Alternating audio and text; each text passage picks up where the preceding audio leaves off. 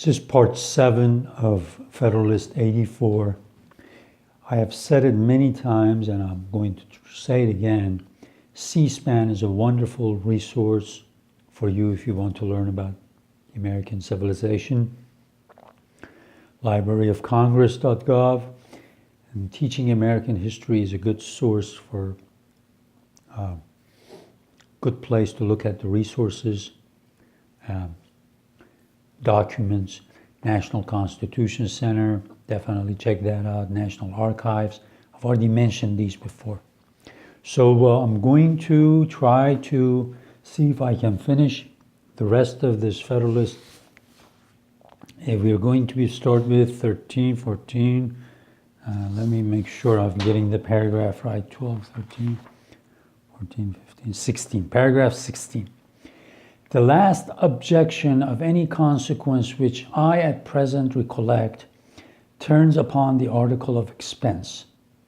If it were even true that the adoption of the proposed government would occasion a considerable increase of expense, it would be an objection that ought to have no weight against the plan.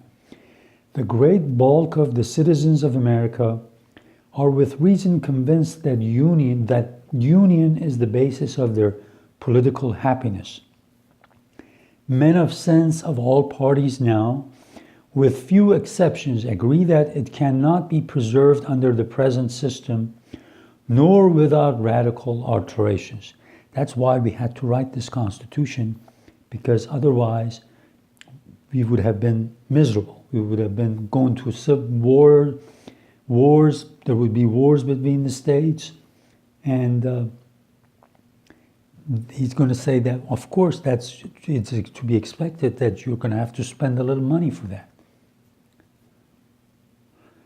That new and extensive powers ought to be granted to the national head, and that these require a different organization of the federal government, a single body being an unsafe depository of such ample authorities. We've got 3 branches of government now. In conceding all this, the question of expense must be given up, for it is impossible, with any degree of safety, to narrow the foundation upon which the system is to stand. The 2 branches of the legislature are, in the first instance, to consist of only 65 persons, which is the same number of which Congress, under the existing confederation, may be composed of.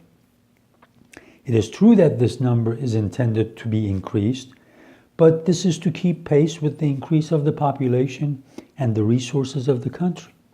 It is evident that a less number would, even in the first instance, have been unsafe, and that a continuance of the present number would, in a more advanced stage of population, be a very inadequate representation of the people.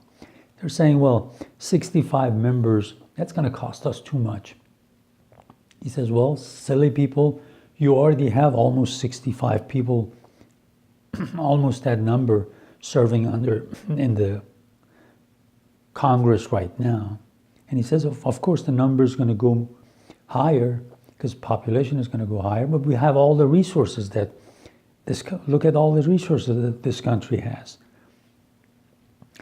Whence is the dreaded augmentation of expense to spring? One source pointed out is the multiplication of offices under the new government. Let us examine this a little. It is evident that the principal departments of the administration under the present government are the same which will be required under the new. There are now a Secretary at War, a Secretary for Foreign Affairs, a Secretary for Domestic Affairs, a Board of Treasury consisting of 3 persons, a Treasurer, assistants, clerks. These offices are indispensable under any system and will suffice under the new as well as under the old. As to ambassadors and other ministers and agents in foreign countries, the proposed Constitution can make no other difference than to render their characters where they reside more respectable.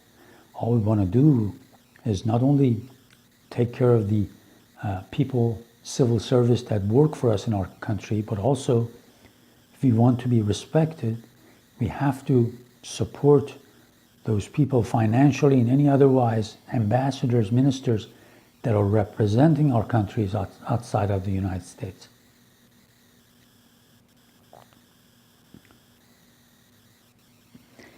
As to persons to be employed in the collection of the revenues, it is unquestionably true that these will form a very considerable addition to the number of federal officers. But it will not follow that this will occasion an increase of public expense. It will be in most cases nothing more than an exchange of state officers for national officers. In the collection of all duties, for instance, the persons employed will be wholly of the latter description.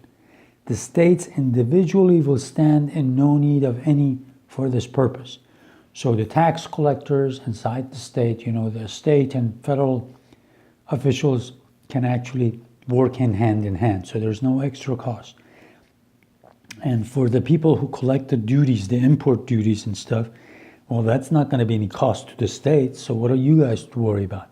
That's only handled by the federal government, and federal government will surely pay them from the taxes that they gather. What difference, the states individually will stand in no need of any for this purpose. What difference can it make in point of expense to pay officers of the customs appointed by the states or those appointed by the United States? There is no good reason to suppose that either the number or the salaries of the latter will be greater than those of the former.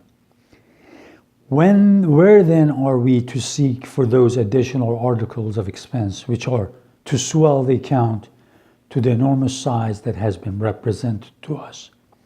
The chief item which occurs to me respects the support of the judges of the United States. I do not add the president because there is now a president of Congress whose expenses may not be far, if anything, short of those which will be incurred on account of the President of the United States. The support of the judges will clearly be an extra expense, but to what extent will depend on the particular plan which may be adopted in practice in regard to this matter.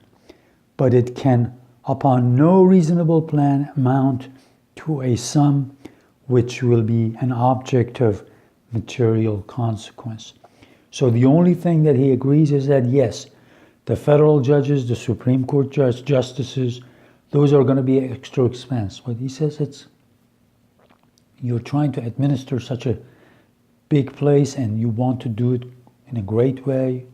When important things come up, you want peace and prosperity for the country. It's one of the things you have to expect. Can't be expecting to do it on the cheap.